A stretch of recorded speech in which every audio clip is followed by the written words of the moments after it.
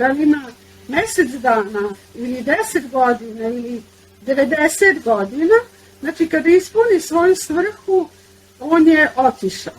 Ja nikada tako nisam bila ushićena i srećna i isto tako nikada nisam bila tužnija nego kada sam se probudila u bolnici. Kada vidiš mjesec i zvezde, znaj to te gledam ja. Dete gleda roditelja. Kada ti vetar u lice duva, znaj to te ruka moja čuva. Jer oni čuvaju svoje roditelje.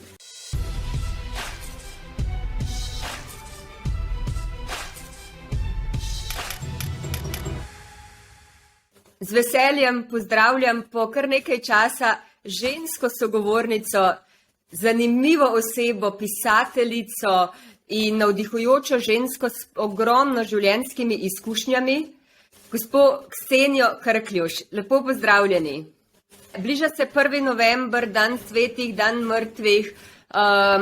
V naših dnevih je več teme, sprašujemo se različne stvari, marsikdo marsikoga pogreša in hvaležna sem, da ste moja sogovornica. Vi ste doživeli prehod že zelo zgodaj v življenju.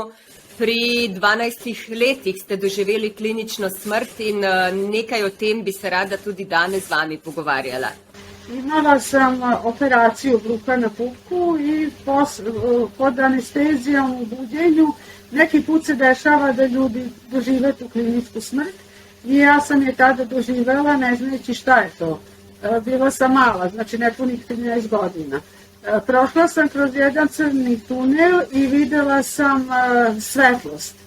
Nisam videla moje fizičko telo, nego samo jednu svetlost i kada sam se našla sam se na jednoj prelepoj ledini, u stvari puno cveća je bilo i cveće koje ja nikad nisam pre videla. Njihalo se na vetru, a vetar nije duvao, nebo je bilo svetlo plavo, vedro, a nema sunca i jedino što sam ja čula to je bila jedna prelepa muzika, poj, ja sam to posle tako mislila da je to poj duše. Imala sam osjećaj da sam se vratila kući, jedno fantastično blaženstvo. Ja ne umem rečima da objasnim osjećaj koji sam tada imala, jer nikad u ovozemaljskom životu, za skoro 70 godina mog života, ja nikada tako nisam bila ushićena i srećna. I isto tako nikada nisam bila tužnija nego kada sam se probudila u bolnici. Moj ujak je bio pored mene, on je radio na hirurgiji i vikao je samo Nenac, vratio si se, ali to blaženstvo, taj poj prekinuo je jedan jako strašan glas. Nikoga nisam videla, samo je rekao šta ćeš ti tu. A ja sam odgovorila, ali ne vidim sebe, samo odgovorim pa ja sam došla, kaže, nije ti vreme, vrati se. Ja sam počela i tada plačem da vičem da neću.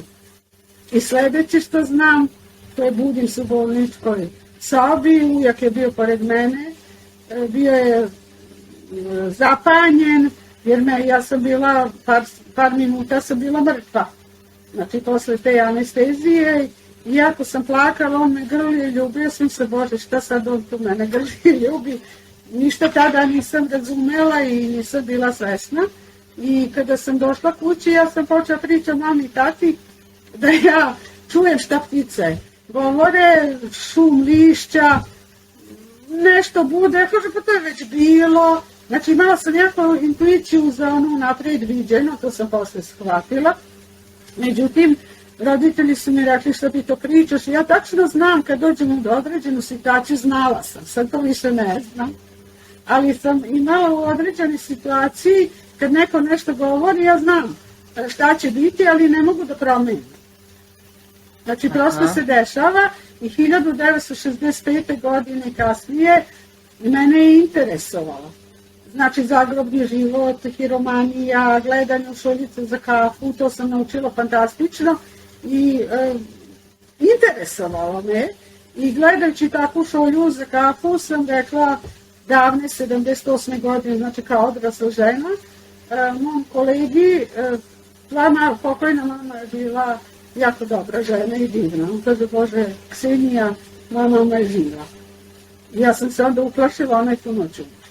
I od tada više ne gledam šoljicu tako. Hvala vam za to izkušnjo. Resnično sem hvaležna in verjamem, da marsikdo tudi od naših gledalcev in gledalk bo.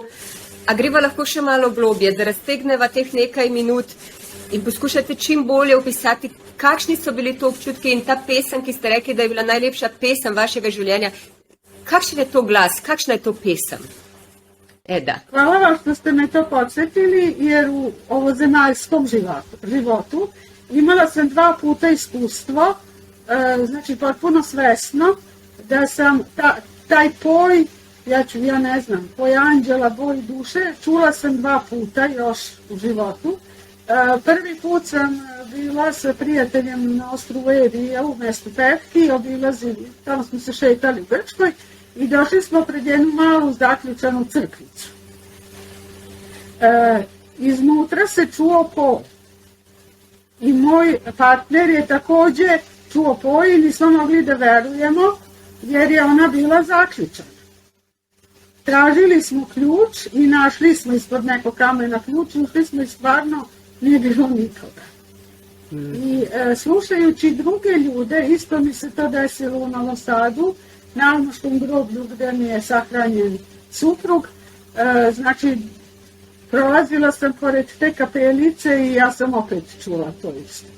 I onda sam, znati želja, znate, vuče vas. Ili prosto na putu vam se pojave neki ljudi. Da vas usmere, vi učite od njih, oni uče od vas. I onda su mi rekli da je to poj anđela koji su ljudi, mislim, svedoče da su i oni tako kao i ja čuli u zaključanim potpuno crkvama ili osjetite prosto miris tamjana, a crkva je zaključana. Znači, to ko nije doživeo, evo ja sad pričam s vama i sva se ježim, ko to nije doživeo, ja to ne umem da objasnim. Znači, to je neko mir, blaženstvo, neopisiva ljubav, sreća, ali ja to stalno živim. Od 65. godine ja to stalno živim i svaki dan se pitam, Bože, jako sam srećna da sam još tu i da mogu moje iskustva podeliti sa drugima, ali ne imam pismenih dokaza.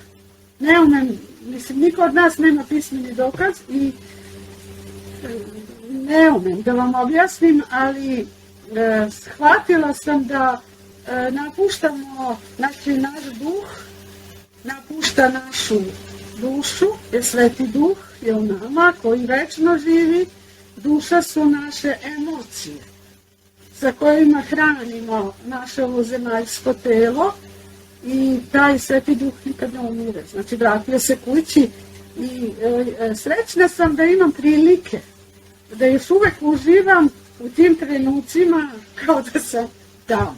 I kad mi je bilo jako, život donosi razne probleme i tako, i kada mi je najteže, ja samo mogu i otvorenim očima, mogu u sred šetnje, na obalama Dunava u Novom Sadu, bilo gde da sam, ja sam tamo. A srećna sam da sam. Zanimivo, ne, da ste rekli, kako ste jokali, ko ste se vrnili nazaj, da ste želeli ostati tam, hkrati v naslednjem stavku poveste, kako ste srečni, da ste tukaj in kako močno se vam je spremenilo življenje. Kako se vam je res spremenilo življenje od takrat? Pa vidite, život mi se promenio, je vrlo čudan moj život. 24. decembra 2003. godine ja sam imala isto neku vrstu smrti, ja sam mislila da je to san. Znači, bukvalno sam, i o tome pišem u knjizi moje ovde sada ja, znači, bukvalno sam videla mene da lebdim na plafonu, a moje telo je u krevetu. I oko kreveta su sada već pokojni moja mama i moj suprug i, hvala Bogu, moja živa deca. I slušala sam ono što oni pričaju i mogu da vam kažem da mi se nije baš dobro. Njima je bilo žao, znači nema me, ali neki put sam imala pošto ja nešto znam, a ne znam zašto znam, kad god mi se neko obrati, ja znam i ja onda počnem da im pričam onako kako znam, a ljudi nikad nisu spremni da čuju ono što im se ne dopada. I znači bila sam neko ko je smarao decu, suviše opširna, mislim svašta tamo neke savete sam, davala sam savete, a niko me nije pitao. Ukratko rečeno. I mislila sam da je to možda samo neki san, jer ja sam zaboravila, znate kako, od 65. godine pa do 2003. svašta se u životu dešava. Život nas nosi onim svojim tokom i mislila sam da je to glup san, jer njima je laknulo u neku ruku da više nisam tu. I ujutru sam pitala mog supruga, dobro jutro ljubavi moja, kako si? On kaže, gleda šta sad ja, dobro jutro ljubavi moja, nisam govorila njemu, govorila sam sebi, a meni to nikad niko nije rekao ujutru, nikada. I pitala sam ako sam te nekad u životu uvredila, da li mi oprostite, toliko puta. Mamu kada sam nazvala, slušaj sam rekla, dobro jutro lepotnice moja, puno te volim, da li sam ti danas rekla koliko te volim, onda pitala mene, jesi ti pijan. I onda sam odlučila, svaki sekund svog života činit ću ono što pričinjava unutrašnje zadovoljstvo meni, ali da ne remetim tužnje osjećanja. To nije lako. Slušati sebe, a da ih ne povrediš ako vidiš da nešto greše, nego onda shvatiš da je možda ovo zadnji put da ih vidim. Zadnji put da s njima pričam. I onda se trudim, malo mi dehti glas, i onda se trudim da imam samo taj trenutak. I tako me vodi život nekim čudnim putem. Tako sam počela pisati knjige, za 20 godina 5 knjiga sam izdala, ali smatram da je to samo dar. Da prenesem nešto što bi drugome ulepšala život i zato svaki dan kažem hvala za neki susret, za neku pisanu ili izgovorenu reč koja će služiti nekome i kada ja odem. Kaj za vas pravzaprav sploh pomeni smrt? Kaj je za vas smrt? Kako jo doživljate? Na osnovu ličnog iskustva i za ovih više decenija slušajući druge ljude koji su doživjeli kliničku smrt kao ja sam stekla jedno iskustvo, a to je da potvrđujem ono što drugi pričaju, da smo mi došli ovde svesni sa nekim domaćim zadatkom, da izvršimo neki svoj posao i kada ga izvršimo, onda se vraćamo kao dobri đaci nazad i nikako mi nije bilo jasno, mislila sam da je smrt i da je umiranje nešto što ide redom. Po meni da ide sprem godina starosti, međutim, kroz život, kroz iskustvo sam shvatila da mi ne znamo kad je čini red i onaj koji god je došao ovde među nas, on je ispunio svoju svrhu. Da li ima mesec dana ili 10 godina ili 90 godina, znači kada ispuni svoju svrhu, on je otišao. I duboko osjećam da taj isti glas što je mene pitao šta ćeš ti tu, slušajući druge ljude, pita, mislim, hoćeš li ostati, znači, ostaješ ovdje jer se vraćaš, ali vidite, svi koji se nisu vratili. Nisu se vratili zato što su oni tamo našli mir, blaženstvo i spokoj.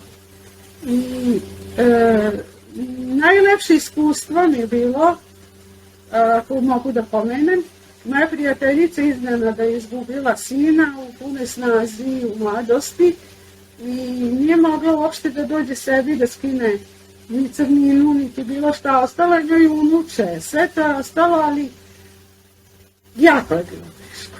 I ja jednostavno ne znam zašto se meni javi neki odgovor kad mi neko kaže da mu je teško. Tadašnji moj odgovor je njoj bio kada ode na groblje, ona plače, mislim. Tamo, ja sam koristila neki put da odem na groblje i da se isplačem, jer tamo vas niko ne pita zašto plače. Tamo je normalno da plače, jel da? Ali, znači nisam uvijek plakala za pokojnikom, nego sam plakala radi tuge, da pustim negde tugu, a da niko ne pita šta ti je, pa kako ti je, pa da objašnjava. I ja sam rekla moje prijateljici šta je ona najviše volela. Onaj sin, dok je sin bio i mali i rastao, ženio se, šta su najviše voljeli? Kaže, slušali smo neku određenu pesmu na radiju, a tad je bio radio, posle televizor i sve to. I kaže, onda smo bili jako srećni i onda smo pričali vice. Pa ja kažem, pa kad odeš na grob, ti ispričaj sinu taj vic i otpaj tu pesmu. Ona me je začuđeno gledala, ispolačila je oči na mene, a ja sam rekla, znaš, imaš pravo da biš. Nemoj me pitati odakle ja to mislim da znam. Moj kad ti mislim. Jer ako mi plačemo, ja garantujem da one duše. Ako se mi zahvalimo što je neko bio sa nama, da li godinu, 2, 3, 10, 15, 17 godina, nema veze. Bili smo zajedno. I to je najveća sreća. Da je neko bio u našem životu nevezano koliko. I ta duša, ona je negde tu. Samo je ne vidimo. A da je tu negde, imala sam iskustva, ali ne samo ja. Moje čerka je jedna krstila decu, kada su već bili veći i kada je suprug preminio. I mi smo bili u crkvi, znači na krštenju unučića. Ja sam u jednom momentu videla mog supruga pored mene, a videle su ga i oni. On je bio mrtav. Znači, prosto ne razumem neke stvari, niti bih da se udubljujem. U to ja kažu ljudi, samo jedna crta od 6 ljudi.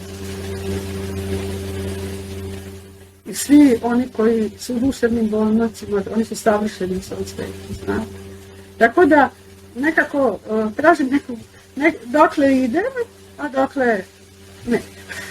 Gdje treba da stane. Tako da, ne mogu to objasniti, ali bilo mi je kad smo izašli iz crkve, ja kažem, deco, bio je tata tamo, oni ova jedna kaže, da, videla sam da ja isto svuda vidim, isto modelu obučenja. Sad kako to? Tako sam imala onda osjećaj da kažem koleginici da njen sin čuje i vidi nju uvijek. I da mu samo se zahvaljuje što je bio u njenom životu, jer on je došao kao plod ljubavi njenog supruga i završio je domaće. Tako da, jako je lepo. Nemam strah od odlaska tamo, samo mislim da imam još ovde posle. Zdaj bom postavila eno zelo boleče vprašanje, ampak vseeno bom, ker so takšni dnevi in vem, da bo marsikomu pomagalo to slišati. V Sloveniji, ne vem kako je v Srbiji in po drugih državah, ampak v Sloveniji v tem času naraslo število tudi samoumorov. Ne samo med starejšimi, tudi med mlajšimi, starimi 15-20 let, kar nekaj staršev izgubilo svoje otroke. Kaj lahko, imate dobite kakšno sporočilo, kako živeti naprej, kako zbrati to moč, kako pravzaprav sploh živeti naprej, kadar se zgodi v družini recimo takšna. Vidite ovako, na taj dan kada će proglasiti pandemiju u Srbiji, ja sam išla na rođendan kod moje unuke 2020. 14. marta i pošto sam imala vremena do odlaska do njenog rođendana, ne znajući da će biti ta pandemija, jer ja sam tada imala više od 65 godina i nas su 40 dana posle toga zatvorili, znači nismo imali pravo da izlazimo. Stela sam na obalu Dunava u jedan lep restoran gdje nikad nisam išla po kafićima, ali to je jedan splav, i naručila sam kafu i gledala sam u Dunav. Jer jedan put su mi pale na pamet reči koje sam zapisala na savletu, jer nisam imala papir.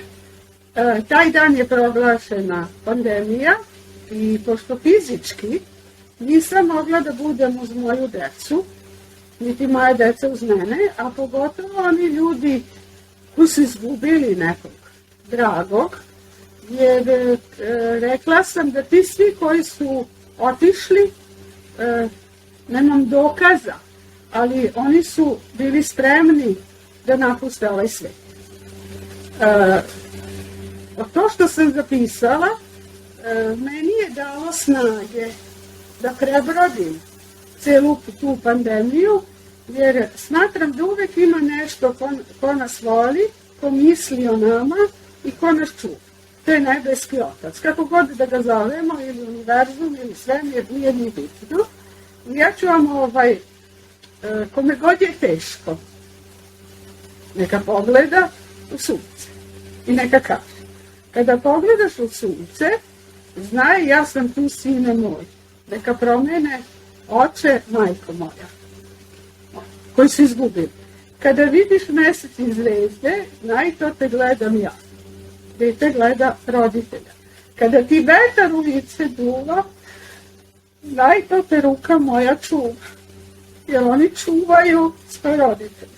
Kada ti kišna kap na lice padne, znaj, to je poljubac muža. Kada ti pahulja snega na tebe slete, znaj da sam uz tebe ja i bit ću večno. Kod mene piše sine moj, a tu neka piše, neka oni čuju roditelji. Jer mi smo deo svetlosti i deo svemira. To nisam izmislila ja, to pričaju neki drugi ljudi koji su pronikli duboko u sfere toga i naučno je to dokazano. Znači, možda će ove reči, jer mene te reči povezuju sada sa decom, kada nisu sa mnom, i tih 40 dana, rekla sam, otvorite prozor, raširite ruke i namšte.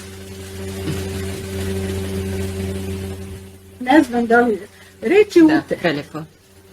Utehe ne postoje prema onome koje je izgubio dete. Ali neki ljudi su dobili još veću snagu, ako je to bilo zbog bolesti. Recimo, još veću snagu da pomognu drugom, to i ja radim, kao poslovni saradnik jedne kompanije i tako dalje, da se ne reklamiram šta radim još, ali ako su izgubili, znači ako je dete izvršilo samoubistvo, oni ništa nisu krivi. Oni su pružili svu ljubav i razumevanje, ali je to bio put njihovog čeda.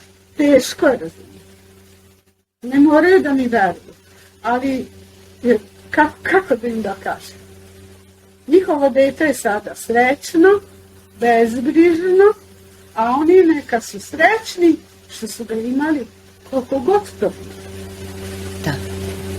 Da. Ne znam prelijepo ste to, sve to od prve do zadnje reči i sve što sam osjetila ob tome. Hvala vam, zaista iz srca hvala vam. Da.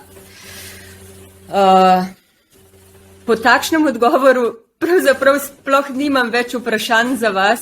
Toliko ste nam dali v tem kratkem času, da mogoče samo še vaše sporočilo vsem ljudem o življenju. Ne glede na to, da smo blizu 1. novembra, ampak o življenju nasploh. Svi sveti su 1. novembra, ja to znam, jer ja kažem da sam svemirske vere, ja sam rođena u Novom Sadu i moje poreklo je odavde iz Vojvodine, ali uvek su, znači ti ljudi koji su sada na nebu, oni su uvek tu. I dok smo mi živi, oni će živjeti u našem srcu sa uspomenom. Oni nikada neće otići. I ako se mi radujemo tim trenucima koji su oni bili tu i razmišljamo o onim delima koja su bila lepa, nije ceo život lep. Znači, mi time unosimo mir sa zahvalnošću da su oni bili deo našeg života i da smo mi seme njihovog semena i da je naše jedino zavisi od naših reči, misli i dela koje ćemo danas podeliti sa drugima na njihovu ali i našu radost. Prvo na našu radost. Jer, reči utehe za oni koji su otišli ne postoje, ali kada ljudi sami spoznaju, i ako mi veruju da su oni našli svoj mir tamo gde jesu, mene ne pogađa. To je jako interesantno. Znači, ja kad god sam bila na nekim sahranama od 65. godine do sada, ja nisam osjećala tugu. Jesam. Tekle su suze. Moje fizičko telo je patilo, ali moja duša je znala da su našli svoj mir. I to što nam nedostaju, znači oni nama nedostaju, uvek kada nam padnu na pamet, upalite svećicu. Ne morate ići ni na groblje, ne morate ići ni u crkvu. Prosto upalite svećicu i reci mi, volim te, mirno spavaj. Volim te, mirno spavaj. Možda bi to bila neka poruka. Za kraj, ne znam šta bih vam više rekla, ali da je život jako lep i da sam smogla hrabrosti da neka svoja snoviđenja pretočim u 5 knjiga. Moja knjiga, ova posljednja, je na sajmu knjiga sad u Beogradu, pa je dostupna, što kaže, svim ljudima, ali ja ne znam da pišem knjige. I sad kad završimo, znači samo držim olovku i kad završimo ovaj razgovor, ja pojma neću imati šta sam vam rekla. Jer ne govorim vam ja. Da. Znači, puno vam hvala za sve. Mi ćemo staviti link do vaše stranice, ili tako da i Slovenci mogu da kupe vašu knjigu ili naruči ili nešto tako. Kako možeju naši gledalci doći do vaše knjige? Pa vidite, ja ne znam. Znači, ona postoji u audio verziji i možete preko YouTube kanala Ksenija Krkljuš slušati. Znači, žena jedna je snimila i možete slušati audio verziji. Pitala me žena iz Makedonije kako može doći do moje knjige. Pa znate, knjiga košta svega 5 eura, a poštarina je mnogo veća. Tako da ja ne znam. Sad ko dođe na sajam u Beogradu, štand Prometeja, tamo može da je kupi od njih. Slala sam u Makedoniju, ali rekla sam više je poštarina nego knjiga. Verujte mi. Život je jako lep ako mi učinimo da nam tako bude. Ono što možemo promenuti samo zavisi od nas, a ono što dolazi sa strane, kao što je i rađanje i smrt, ne može. Ovo je neizbežno, da.